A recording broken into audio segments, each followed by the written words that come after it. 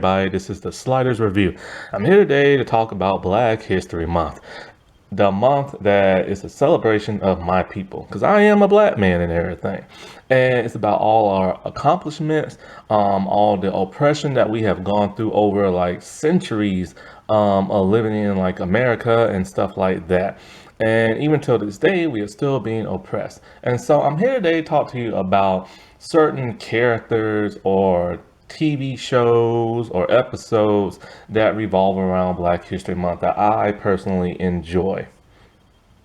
So I'm here today to talk to you about Cleopatra 2525 Season 2, Truth Be Told. So this is a Hal focused episode, which is kind of rare. See, with this show, most of the episodes focus around Cleo, which is this woman from the 21st century.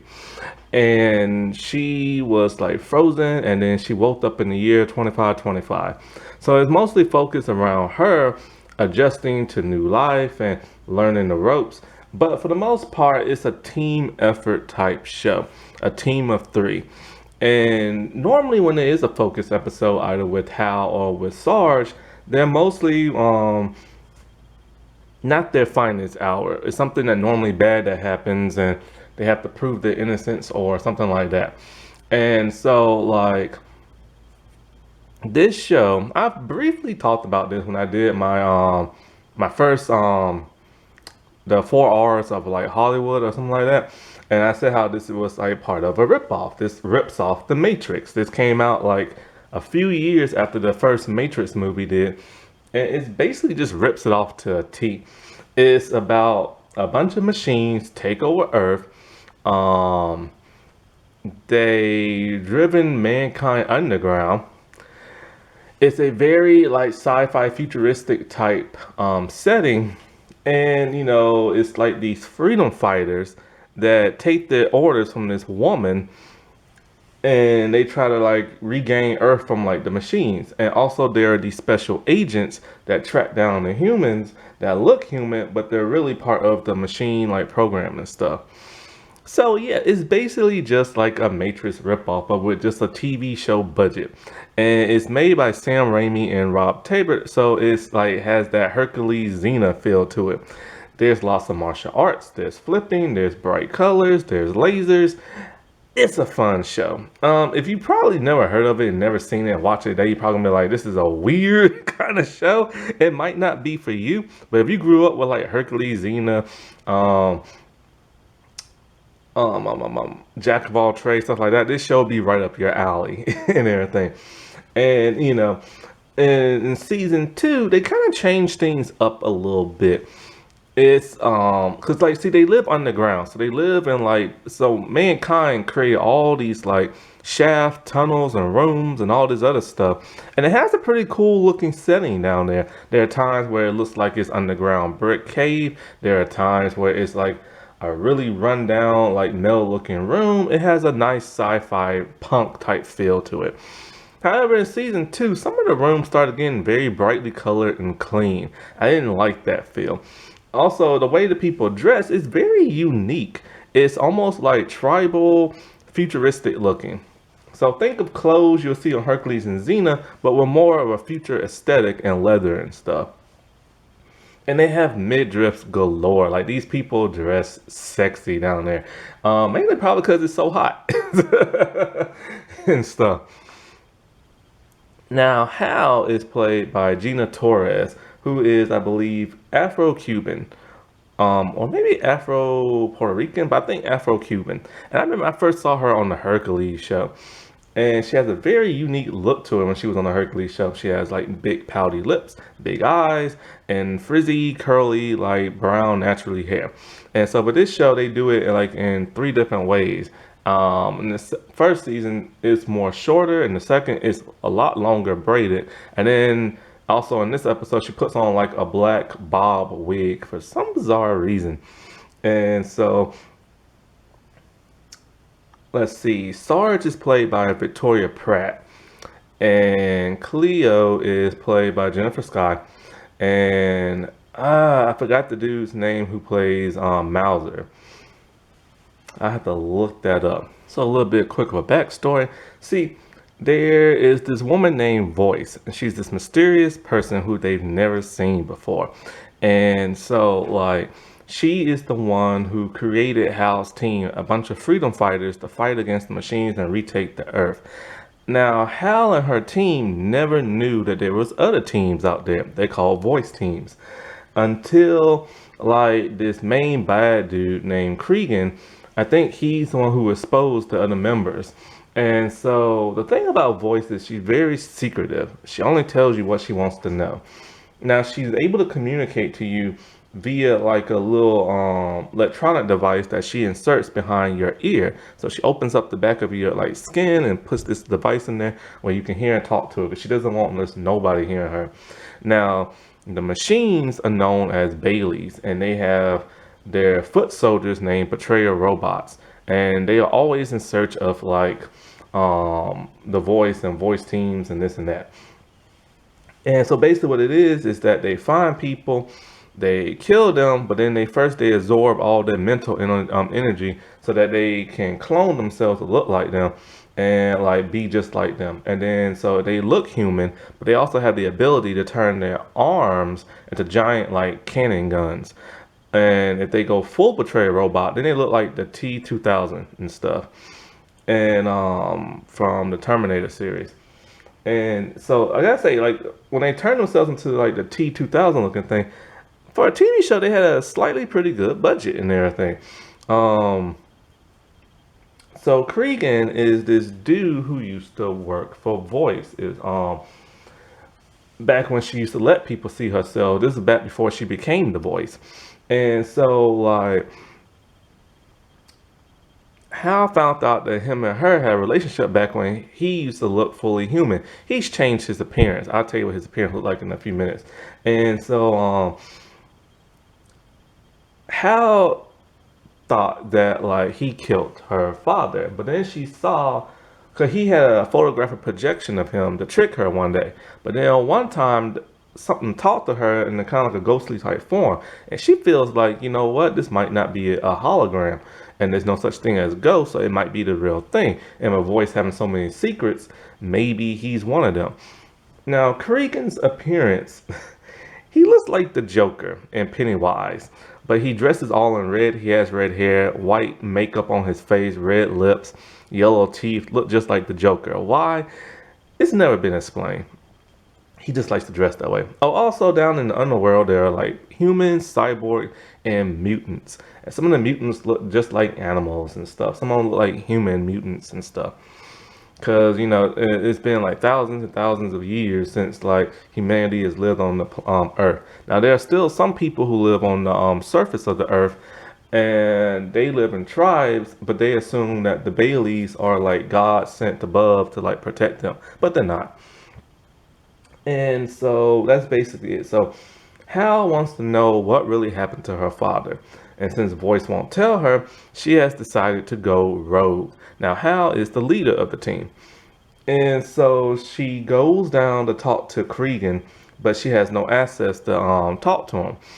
And so she decides she's gonna like tase like the guards, cut out her voice receptor, the electronic thing that's behind her ear, and then go free him. Now he is a very dangerous, very smart man, and so she doesn't trust him, but she like ties his hands and everything. And she tells him, you know, I don't think you killed my father. Now even he believes that he killed the man, but because he believes he shot him and the man vaporized. And she tells him something that makes seem like, because she's been scanning something, and she shows him the scans of where her father was, and he recognized the energy signature. It's in the psionic plane, and he knows exactly what device caused that. So he tells her, if we do this, then you have to give me my ultimate prize. And what his prize is, he wants the voice. He wants a voice receptor. She agrees, but it's never shown if she really gonna like agree to it fully. So because of this alerts Voice. And so she decides to have Mauser implant a voice receptor behind her ear when she's asleep. Sarge is not happy about this. Sarge is the mean one of the group. It's basically she shoots first and asks questions never. And so like she doesn't believe Hal went rogue, but they show her like the video footage, and so her and Cleo go to like stop her before Voice sends another voice team, and Voice has a kill order for another voice team because Voice doesn't want none of her secrets out. Cleo is the goofy, silly one. She basically is there for comedic relief. It takes her forever to learn the ropes. And even when she does learn, she barely learns. Like her gauntlet, cause they have these gauntlets that like they shoot lasers, they have force fields, they have scanners, and they have like webbing. See, the reason why they have webbing, I didn't explain this. So remember when I said they live underground? There's a bunch of shafts. To get to one level, they just free fall. I always thought that was kind of weird. And so to stop themselves, they stop two different ways. They have thruster boots that cause them to fly, and they have this like type of like Spider-Man webbing from their gauntlet that causes them to like suction cup themselves up or climb up. It's a weird kind of show, but just roll with it. So anyways, Hal and Cregan, they break into like a facility, and it's a scientific facility that Voice used to own. And so the scientists who work there, they recognize Cregan, and he wants this type of ray gun that puts you in a psionic field. See, Hal knows of this because Raina, another villain, she zapped Cleo, and made her go on a psionic plane. And so like it makes you go invisible. It makes you walk through stuff. So after they get the device, Sarge and Cleo try to stop them, but then Hal zaps both her and Cregan so that they go on the psionic plane. And it's almost impossible to track somebody in the psionic plane. So when you're in the psionic plane, you can only scan other people in that plane, and she only picks up one other person, and then she knows it has to be her father. And so they go there, and they go higher up to closer to the surface, but not completely to the surface. And so they go to like a Bailey lab. Now they've been there before when her and her team went there to like stop something. And so it's more cave-like in there, and I like that look a lot. 'Cause if you live on the ground, it needs to look kind of dirty, cave-ish and stuff. And so there's tons of betrayer robots there, and there are tons of Baileys, and it's weird. We see these egg-like things, and so then she finds her father, and he's very shocked to see her there, and she's shocked to see him alive. And he tells her, "You have no business being here, especially with Cregan and everything." So Cregan, of course, betrays her, double crosses her. Of course he is. So he takes her the ray gun, and he makes her father like reappear. Then Hal decides she's gonna make both of them reappear, and try to fight off the Baileys, not the Baileys, but try to fight off the betrayer robots, but she can't. So her and her dad get captured. Cregan, he takes her voice receptor, and he pretty much tells the betrayers that I've been loyal to y'all and everything, and I want some payment in return. He normally his foot soldiers are mutants, but he wants betrayer robots. They do not agree to this until he shows them the receptor. So with one giant Bailey coming down, it takes possession of one of the betrayer robots so it can talk to him like an avatar. And they agree to it. So they're going to use the voice receptor to track where the voice is at.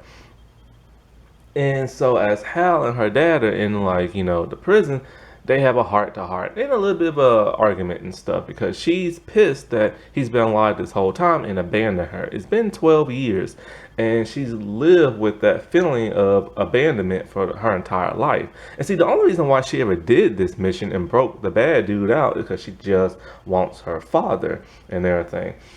And so cause there's been a couple of missions where she saved like a family and she sees like a father and daughter, and it just like breaks her heart. And so Her dad tells her that he was part of the experiment that created the ray gun. It kind of like backfired and caused this explosion, and he got zapped into the astral plane. Now he has the ability to go in and out as well because he was the focal point of the explosion. And she asked him, like, oh, well, how come when we got captured, you just didn't go back into it? He said it takes a lot of mental focus. And then, like, she wants to know why doesn't he want to leave now? He said, well, of course, he can't leave her behind. And also, being in the astral plane for so many years has caused him not to age and everything. And so, like, he tells her, how he misses her and he wish he could have been in her life and all this other stuff. And she has no idea how they're gonna get out of that thing. But he tells her about the Bailey, something we never knew. See, they're giant machines, and we assume that they were created by someone, which they were. Back in the year of like this show came out in 2000, so back in the year 2000, somebody created the first Bailey robot. I'll explain who whenever I do a rundown review of this. And so like, but he tells her that now the Bailey machines are born, not created. She's very shocked by this. That's what those egg-like things were from, and she doesn't understand how. And he tells her their constructs is pretty much like techno-organicness. They need the neural energy from humans and everything to survive. So so that makes her like a ball pops in her head, and she's just kind of like, oh, this is why the Baileys won't kill all humans because they need them to survive, just like the machines in the Matrix. And so, like, they do kill humans and stuff that get in their way, but they keep a whole bunch of them alive on the surface because they need the neural energy and also to make betrayal robots. And so, during this time, Sarge, Mauser, and Cleo are able to track down the last coordinates of like where like Hal might be and stuff. No, no, no, no, no, no, no, not that. She said, no, no, no, I forgot they can't sense for her. She tells them like, where she thinks they might be, of course, that Bailey facility where she sent what's his face. And so they go there, and the question is how they're gonna get in. See, Cleo was cloned long, long time ago by the betrayal robots, and so they fought her betrayal. Well, actually, they really didn't fight her betrayal robot. It's an interesting story. I'll talk about one other day. But pretty much, her betrayal robot is dead, but they still have her homing beacon signal thing that they implant into the human Cleo. So she's gonna pass as a betrayal robot. Cleo is so silly, goofy, she might blow it, and she almost does. But she says she's a good actress, so she tries. So she's basically gonna take like Sarge prisoner, and then while Sarge is prisoner, she's gonna roam around and somehow try to free everybody. So like Sarge, of course, gets captured, and Cleo is roaming around.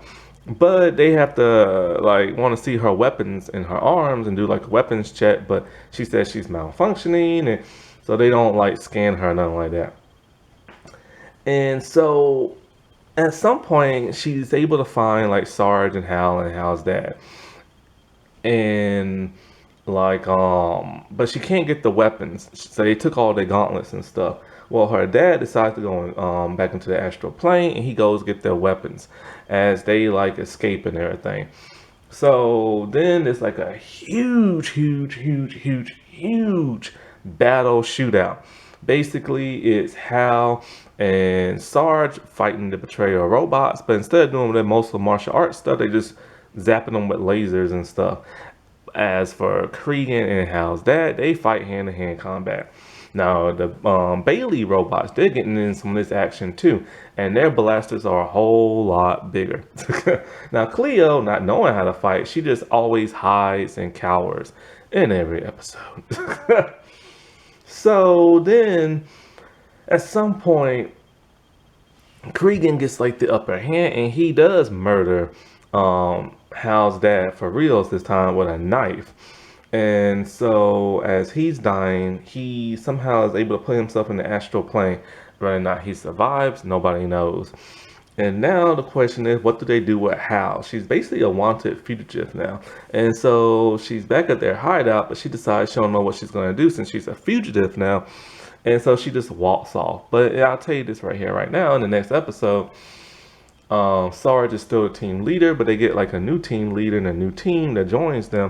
And Hal has decided she's just gonna wander the underground by herself. Now, what happens after that? Well, like I said, I'll explain in the rundown review. So I gotta say, this was a pretty cool episode. It was very unique. It shows you what a person will do just to find like their loved one, even if it means destroying what all they built to survive against the machines and stuff. And I've always liked Gina as like an actress. I remember, like I said, I first saw her on Hercules. She did one episode of Xena where she actually played the real life Cleopatra from like Egyptian times and stuff. And then, of course, I remember her from here. She's been in The Shield. She's been in Hannibal. She's been in Suits. She's been in a lot of stuff. And what's so funny is that this is a ripoff of The Matrix, and she actually starred in the second and the third Matrix movie because she later on married the dude who played Morpheus, but then they later broke up. But yeah, it's funny. She was in a ripoff of The Matrix than she was in The Matrix. Happy Black History Month, everybody. I'll talk to you later. Bye.